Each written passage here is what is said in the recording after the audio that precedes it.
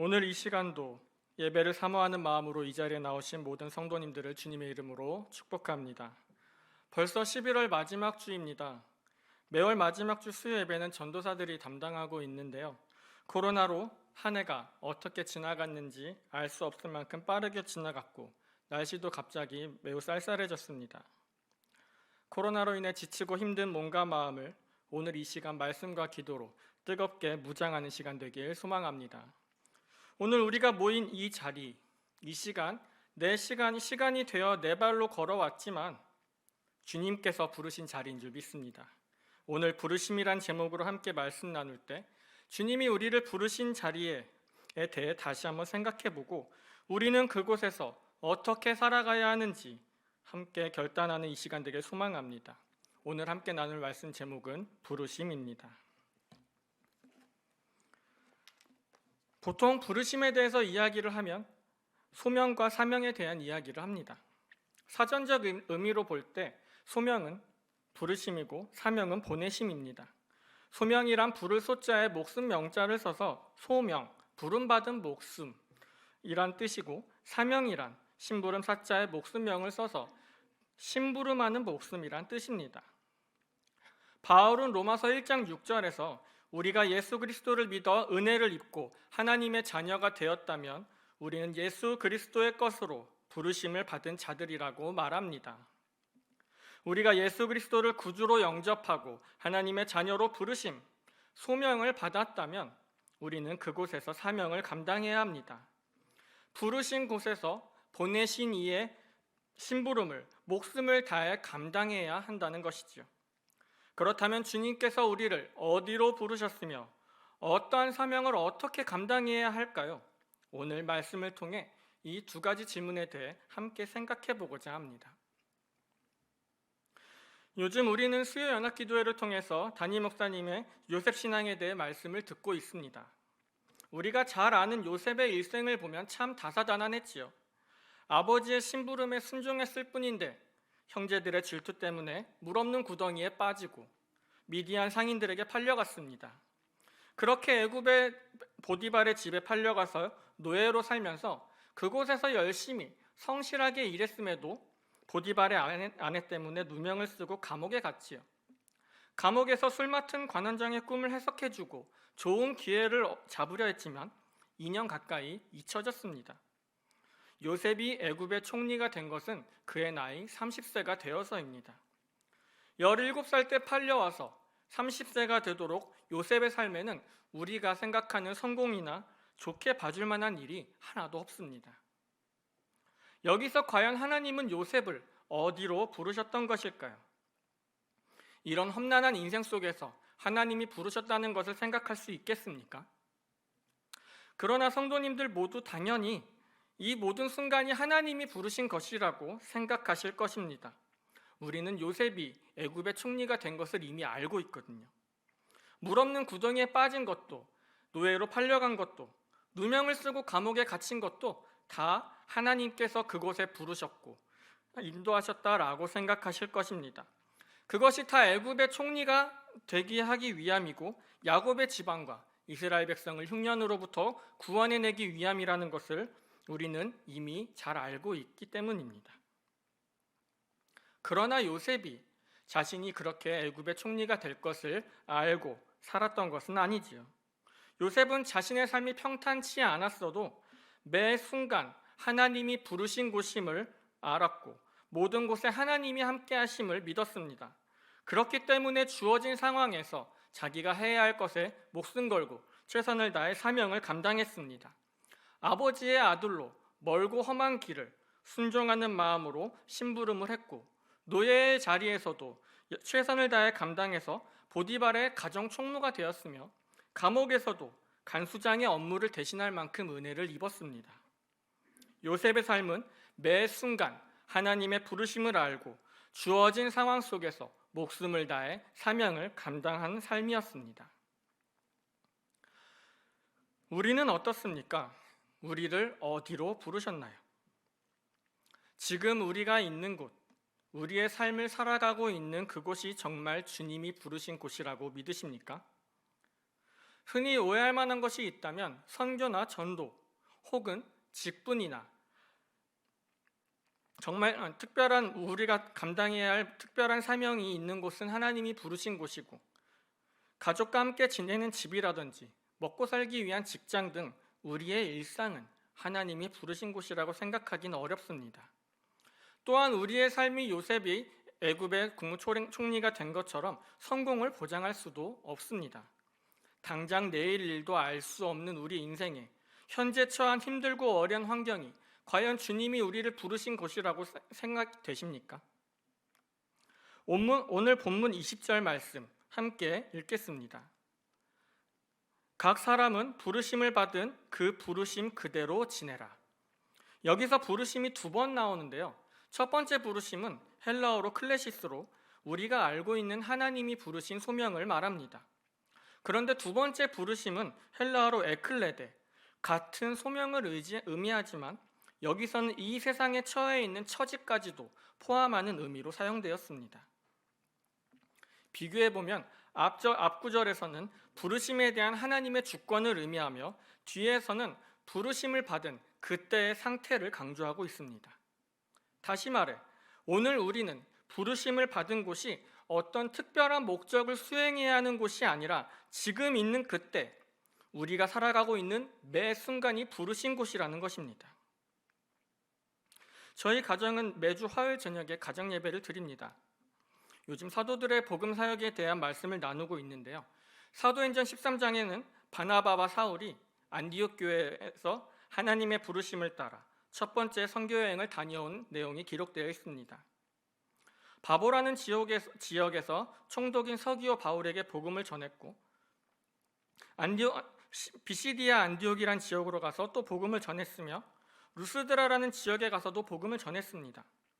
모두 하나님의 부르심을 따라 선교 여행을 다녔지만 어떤 곳에서는 복음을 듣고 그리스도를 영접하고, 또는 태어나면서 걷지 못했던 사람이 걷게 되는 기적이 일어났지만 모든 곳에서 기쁘고 감사한 일이 있었던 것은 아닙니다. 복음 전하는 바울과 바나바를 핍박하고 복음을 전하지 못하게 방해하고 심지어는 생명의 위협을 느끼게 하기도 했습니다. 두 사람은 많은 반대와 어려움 속에서도 하나님께서 부르심에 순종하며 끝까지 복음을 전했습니다. 말씀 초반에 질문 드렸습니다. 주님께서 우리를 어디로 부르셨습니까? 어디는 주님이 부르시고 어디는 주님이 부르신 것이 아니지요. 우리가 살아가고 있는 모든 곳에 부르신 줄 믿습니다. 내가 감당하기 힘든 문제가 있어도, 나를 괴롭게 하는 사람이 있어도 그곳으로 주님이 부르셨습니다. 혹은 나랑 상관이 없고 내가 할 수 있는 것이 아무것도 없는 것 같아도 주님이 나를 그곳으로 부르셨습니다. 위대한 업적을 만들어내는 중대한 사명이 아니어도 우리의 일상의 삶 속에서 그것이 어디든 상관없이 우리가 있는 그곳이 바로 주님이 부르신 곳인 줄 믿습니다. 오늘 요셉은 어디서나 함께 하신 하나님을 의식하며 그 부르심대로 각각의 상황 속에서 자신의 사명을 감당했습니다. 우리가 어떤 상황에 있든지 그곳이 주님이 부르신 곳이라는 것이 인정된다면 문제와 환경을 대하는 우리의 태도는 달라질 수 있습니다. 우리를 인도하시고 책임져 주시며 함께 하시는 그 하나님을 기억할 때 주어진 환경보다 뛰어나신 그 하나님을 발견하며 주신 능력으로 충분히 사명 감당하게 될 줄 믿습니다. 우리를 어디로 부르셨습니까? 삶의 모든 곳이 주님이 부르신 곳인 줄 믿습니다. 그렇다면 우리는 어떤 사명을 어떻게 감당해야 할까요? 매 순간 어떤 상황도 주님이 부르신 곳이라고 하면서 각각의 상황 속에서 우리가 감당해야 할 일은 너무나 다양하지 않습니까? 과연 우리는 주님의 부르심에 어떻게 반응해야 할까요? 오늘 본문 21절부터 23절까지 말씀 함께 읽어보도록 하겠습니다. 오늘 본문 7장 21절입니다. 내가 종으로 있을 때 부르심을 받았느냐? 염려하지 말라. 그러나 내가 자유롭게 될 수 있거든 그것을 이용하라. 주 안에서 부르심을 받은 자는 종이라도 주께 속한 자유인이요, 또 그와 같이 자유인으로 있을 때 부르심을 받은 자는 그리스도의 종이니라. 너희는 값으로 사신 것이니 사람들의 종이 되지 말라. 아멘. 이 말씀은 당시 고린도 교회의 사회적 상황을 반영하고 있는데요. 로마의 지배를 받고 있던 시대라 노예제도가 보편화되어 있었고 고린도 교회 교인 대다수는 종의 신분이었습니다.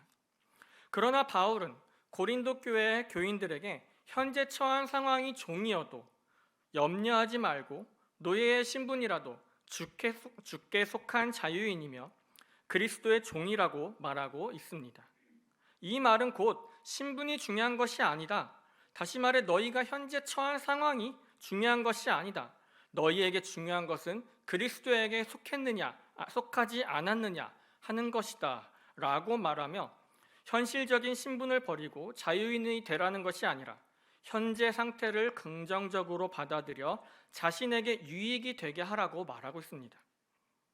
결국 현실의 상황과 상관없이 주께 속한 자유인이면 현실의 상황이 어떠하든지 그 상황에 순종함으로 부르신 목적과 주어진 사명을 감당하며 궁극적으로는 주님의 종답게 살라는 것입니다. 주님의 부르심을 받은 우리 또한 자유인인 줄 믿습니다. 우리를 부르신 그곳에 어떤 어려움과 환난이 있을지라도 또는 우리를 힘들게 하고 감당할 수 없는 문제가 가득할지라도 우리는 그 문제에 얽매이지 않고 환경에 얽매이지 않을 수 있습니다. 또한 나의 모습과 상관없이 나의 연약하고 부족한 모습 또한 주님께서 값으로 사신 주님의 종된 몸인 줄 믿습니다. 오직 주님께 속한 주님의 종이기 때문에 주변을 바라보지 말고 주님만 바라보면 됩니다. 주님을 바라보는 것이 바로 우리의 사명이라는 것입니다.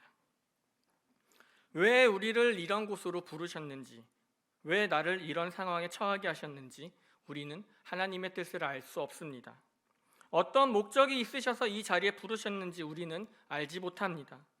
그렇기 때문에 현실의 상황 속에서 내가 무엇을 어떻게 해야 할지 내가 고민하는 것이 아니라 내가 스스로 그것을 어떻게 해결하려고 애쓰는 것이 아니라 매 순간 주님의 종으로 주님께 속해 있음을 고백하며 주님을 바라보고 주님의 도우심을 구하는 것이 바로 우리가 부르신 곳에서 감당해야 할 사명인 줄 믿습니다.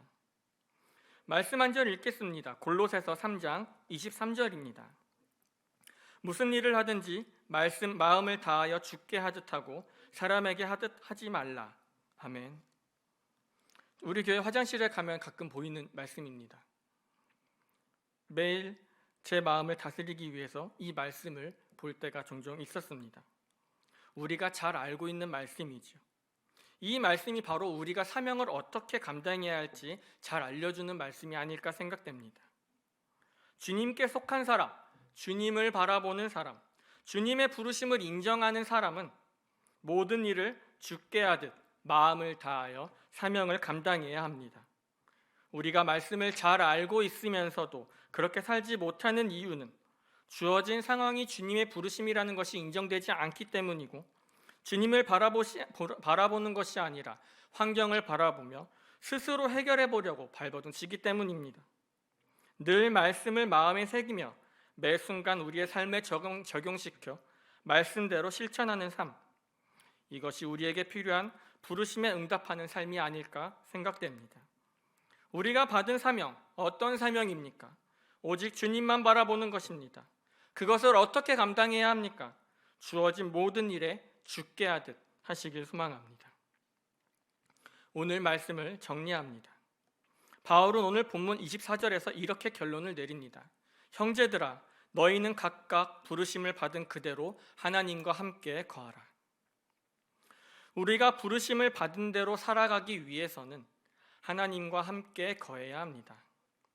요셉의 이야기를 다시 한번 생각해 보면 매 순간 요셉은 하나님이 함께 하심을 알았기에 힘들고 어려운 상황 속에서도 최선을 다해 사명을 감당할 수 있었습니다.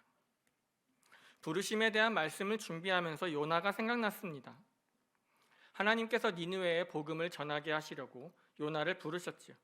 그런데 요나는 자신의 마음에 들지 않아서 그 부르심을 거절하고 도망쳤습니다. 이후의 사건들을 잘 알고 계실 것입니다. 가끔 저도 저에게 주어진 상황이 또는 부르신 자리가 제 마음에 들지 않고 나를 힘들게 만드는 것을 피하고 싶을 때가 참 많습니다.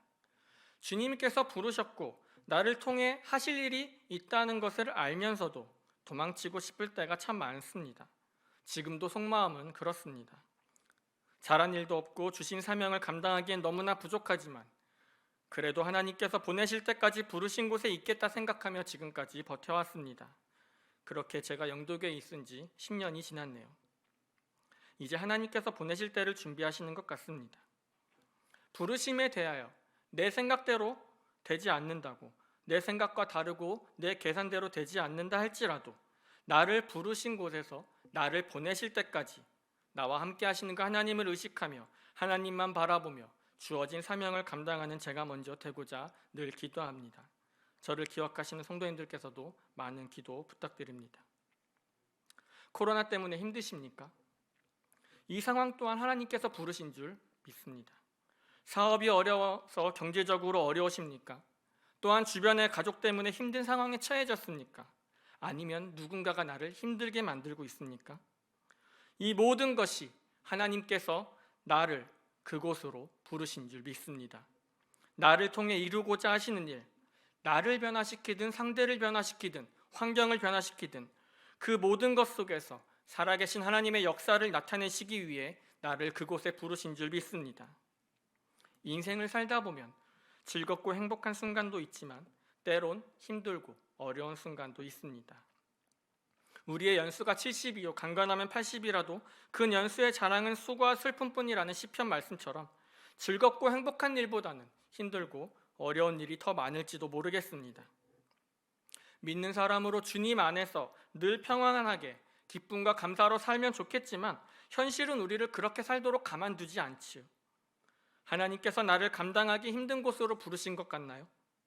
그곳이 어디든 하나님께서 부르신 것이라는 것을 기억하십시오. 그것이 어떠한 문제든 하나님 안에 거하십시오.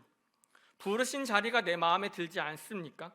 그곳에 하나님이 함께 하심을 발견할 때 우리는 그 상황 속에서 오직 하나님을 발견하며 하나님을 바라보며 세상 것에 속한 것이 아닌 주님께 속한 자답게 살아가게 될 줄 믿습니다. 부르심에 응답하며 주신 사명 감당하는 저와 여러분 되시길 주님의 이름으로 축복합니다.